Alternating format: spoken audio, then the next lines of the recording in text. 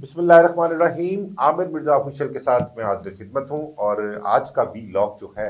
वो फिर एक पुलिस एनकाउंटर से मुताल्लिक है। एक ऐसा एनकाउंटर जो के मुतनाज़ा बताया जा रहा है और कहा जा रहा है कि ये इनकाउंटर जो है वो सीसीडी ने किया, लेकिन सीसीडी जो है वो इस इनकाउंटर की जो है वो ऑनरशिप नहीं ले रही। उनके ज़राए का कहना है कि ये पंजाब पुलिस की जानिब से इनकाउंटर किया गया है और ये इनकाउंटर जो किया गया है इसमें भी बहुत सारी ऐसी चीज़ें सामने आ रही हैं जो कि मुतनाज़ा नज़र आती हैं, क्योंकि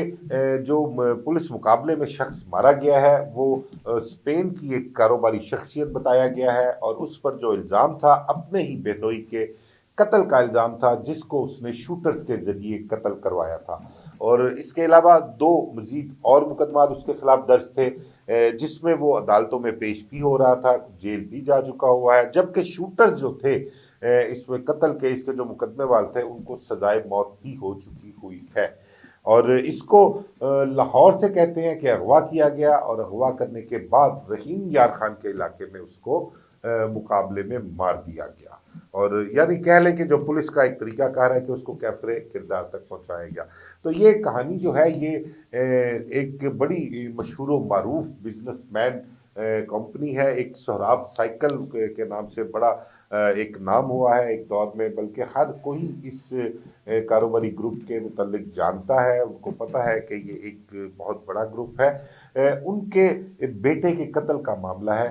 उनका एक बेटा जिसकी शादी जो ये एक मुलजम है नौमान कैसर, इसकी बहन के साथ होती है और जब उसकी शादी होती है तो शादी के बाद उनके बेटियां पैदा होती हैं उसके यहाँ। तो जो कुछ ज़राए का कहना है, जो कुछ इस मामले में लोग इल्ज़ामात लगा रहे हैं, क्योंकि मुख्तलिफ किस्म की बातें सामने आ रही हैं, लेकिन अब इसकी तस्दीक जो है वो फैमिली ज़राए ही कर सकते हैं। तो उन तक अभी तक राब्ता उनसे नहीं हो सका या वो इसके मुतल्लिक कोई बात नहीं करना चाहते, जिसकी वजह से इन चीज़ों की तस्दीक नहीं है। बहरहाल जो चीज़ें जो बातें इस मामले में चल रही हैं उनके मुताबिक ये है कि जो सुराब साइकिल वालों का बेटा था उसने अपनी बीवी को तलाक इस वजह से दी थी कि उसने बेटियां पैदा की, बेटा पैदा नहीं किया, जिसका मुलजम नौमान कैसर को रंज था। इसके अलावा दूसरा बयान ये भी है कि उनके आपस में घरेलू नाचाकी थी, जिसकी वजह से उनका रिश्ता ना निभ सका और उसने तलाक दी। और उसके बाद नौमान कैसर जो उस खातून का भाई था, यानी कि जिसने तलाक दी थी उसका वो बेनोई लगता था, उसने क्या किया कि वो स्पेन में मौजूद था, स्पेन में कारोबार किया करता था। वहां पर बैठकर उसने कोशिश की, जो इल्ज़ामात लग रहे हैं इस केस के हवाले से, जो जो चीज़ें सामने आ रही है, जो एक डिस्कशन चल रही है, हर ज़ुबान ज़द आम है ये चीज़ें, जो इनके मुतल्लिक जानते हैं, इन फैमिलीज के मुतल्लिक जिन्हें इस केस का पता है, उनके दरमियान जो डिस्कशन चल रही हैं वो ये चल रही हैं कि जब उसकी बहन को तलाक हुई नौमान कैसर की, तो उसके बाद उसने ये तय किया कि वो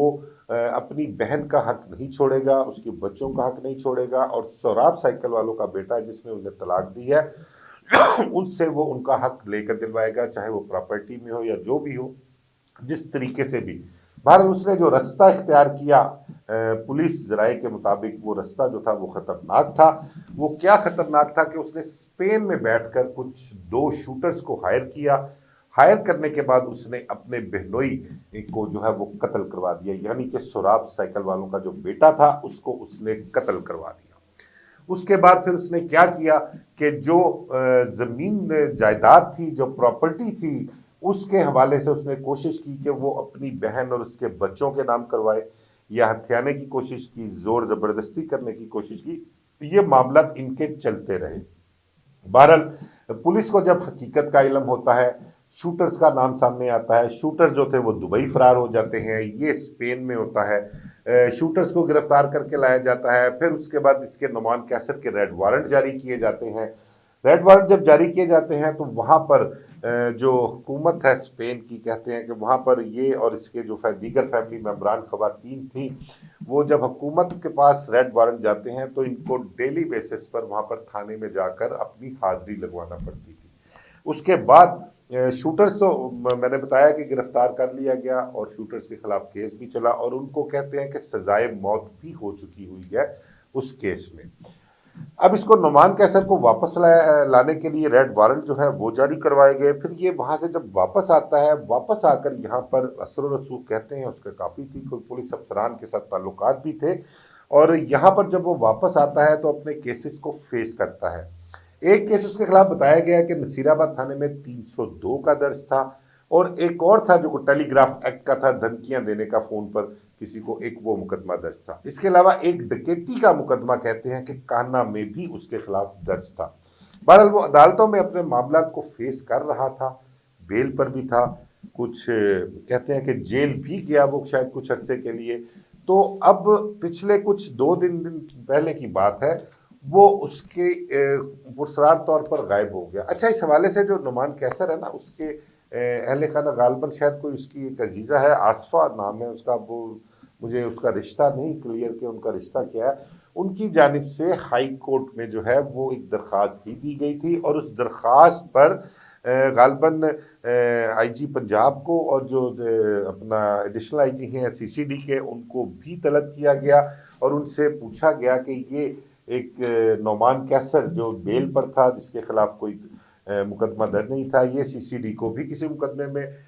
جو ہے مطلوب نہیں تھا. اس حوالے سے پولیس پہلے بھی اپنا جواب جمع کروا چکی ہے. تو اس کے اغوا کا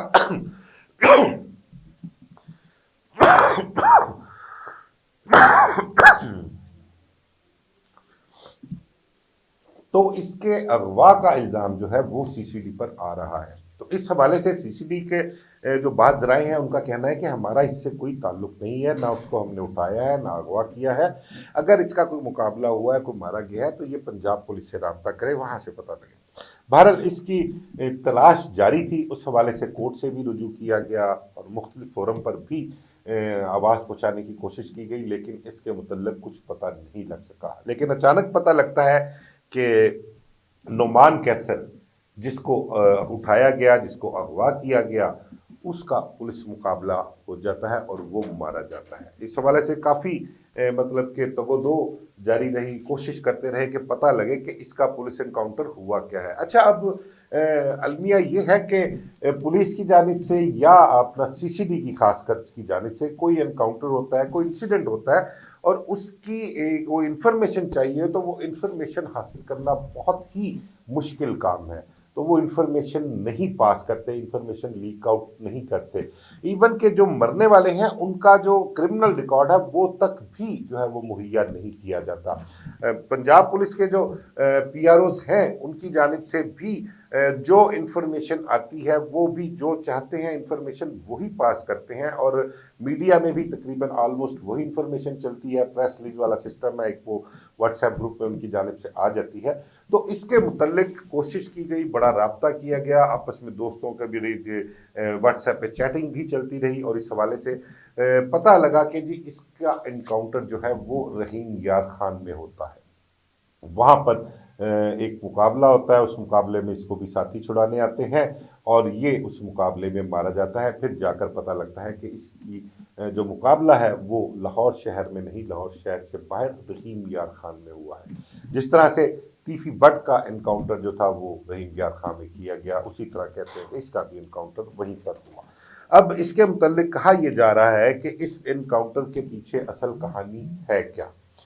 کیونکہ ایک قتل کی ایف آئی آر تھی، اس میں شوٹرز کو سزائے موت ہو چکی ہوئی تھی، یہ بھی اس میں غالباً شاید 109 کا ملزم تھا ہوگا، اور اس کو بھی جو کیسز کا سامنا کر رہا تھا اس کو بھی سزا عدالتوں سے ہی دلوانی چاہیے تھی. لیکن کہتے ہیں کہ جب یہ ریڈ وارنٹ جاری ہونے کے بعد اسپین سے واپس پاکستان آتا ہے، تو پاکستان واپس آنے کے بعد اس نے کیا کیا کہ اس کے تعلقات تو ٹھیک تھے، اس کو ایئرپورٹ سے بھی پروٹوکول میں لے جایا گیا، شہر میں پھرتا تھا، پولیس کا ایک ڈالا اس کے ساتھ ہوتا تھا، اور عدالتوں میں پیشی کے موقع پر بھی اس کے ساتھ پولیس کا پروٹوکول ہوتا تھا. تو بعض پولیس ذرائع کا کہنا تھا کہ وہ سیکیورٹی پرپس کے حوالے سے کہ بھئی جس طرح سے امیر بلاج اور اپنا امیر فاتح کی سیکیورٹی کی جاتی تھی جب وہ عدالتوں میں پیش آتے تھے، تو اس حوالے سے اس کو سیکیورٹی جو ہے وہ فراہم کی جاتی تھی. تو بہرحال یہ ساری چیزیں جو ہے وہ اپنا آپ لوگ بھی سمجھتے ہیں، ہم بھی سمجھتے ہیں کہ جس کا جہاں کوئی اچھا تعلق ہو، جو حکومتی صفوں میں یا بیوروکریسی میں اپنا ایک اچھا ریلیشن رکھتا ہو، تو وہ اپنی لائف کو بھی اچھے طریقے سے گزار سکتا ہے۔ تو یہ اس قتل کا ملزم ہونے کے باوجود اچھا لائف سٹائل گزار رہا تھا، پروٹوکول ساتھ لے کر جاتا تھا، پیشی پر جاتا تھا، وہاں بھی گارڈ اس کے ساتھ ہوتے تھے۔ بہرحال جب مقتول کے ورثا کی جانب سے شور مچایا گیا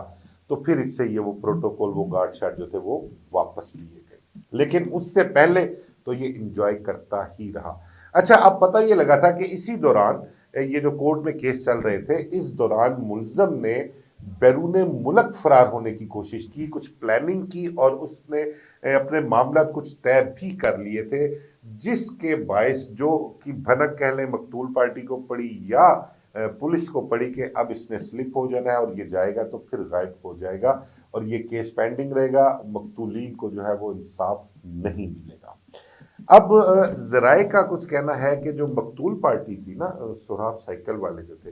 ان کی کوئی عزیز داری، ان کا کوئی قریبی رشتہ دار یا کوئی قریبی ملنے والا، بہت ہی نزدیکی، یہ کہا جا رہا ہے، ایک ڈسکشن جو ہو رہی ہے کہ ایک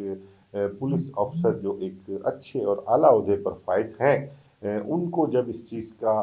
پتہ لگا تو انہوں نے پھر اس کو فالو کیا اور کچھ افسران کے ذمہ لگایا گیا، جنہوں نے اس کو نعمان کیسر کو اٹھانے کے بعد پھر اس کو انٹیروگیٹ بھی کیا اور اس سے پوچھا بھی، اور قتل کی تمام تر جو اس نے اپنے بہنوئی کو مرڈر کروایا تھا وہ بھی داستان ساری نعمان کیسر کے زبانی انہوں نے سنی، اور پھر اس کے بعد پتہ لگتا ہے کہ ایک انکاؤنٹر جو ہے وہ سامنے آتا ہے جس میں نعمان کیسر مارا گیا۔ بہرحال دیکھیں، چیزیں دیکھنے والی یہ ہے کہ ابھی تازہ ایک واقعہ چل رہا ہے ابھی بھی سوشل میڈیا پر، رائے فیصل شفقت بھٹی کا، وہ بھی ایک متنازع انکاؤنٹر، یہ بھی نعمان کیسر جو ہے متنازع انکاؤنٹر سامنے آیا ہے، اس حوالے سے بھی بہت ساری باتیں ابھی ہو رہی ہیں۔ ابھی یہ ایک آدھ دن ہی ہوا ہے اس کو انکاؤنٹر کو، اور ابھی یہ معاملہ چلے گا سوشل میڈیا پر، ابھی اس کو اٹھایا جائے گا، اور یہ بھی جو ہے وہ پولیس کے لیے درد سر بنے گا کہ یہ مقابلہ پنجاب پولیس نے کیا، سی سی ڈی نے کیا، کیونکہ کل سے جب سے یہ غائب تھا تب سے سی سی ڈی کا ہی نام چل رہا تھا کہ یہ شاید سی سی ڈی نے ہی کیا ہے، لیکن اس کی آنرشپ لینے کے لیے سی سی ڈی جو ہے وہ تیار نہیں ہے، اس کی کیا، سی سی ڈی تو کسی کی بھی آنرشپ لینے کو تیار نہیں ہوتی، بلکہ وہ تو اس حوالے سے ڈسکشن ہی نہیں کرتے، ماسوائے ایک کیس رائے فیصل شفقت بھٹی کا جس میں انہوں نے پریس کانفرنس کی آفتاب پلروان صاحب نے، اس کے علاوہ کسی قسم کے معاملات جو ہیں وہ سامنے نہیں آ سکے۔ بہرحال دیکھتے ہیں نعمان کیسر کے حوالے سے ابھی مزید آگے چل کے کیا کیا انکشافات جو ہیں وہ سامنے آتے ہیں، اس حوالے سے آپ کو جو بھی مزید اپڈیٹس آئیں گی آپ کو اس حوالے سے آگاہ بھی کیا جائے گا اور بتایا بھی جائے گا کہ آگے فردر اس کی ڈیڈ باڈی، اس کی تدفین یا جو بھی معاملات ہیں، اس کی فیملی کے لوگ جو ہیں اس حوالے سے مزید آپ کو اپڈیٹ کیا جائے گا۔ مجھے اجازت دیجیے، اللہ حافظ۔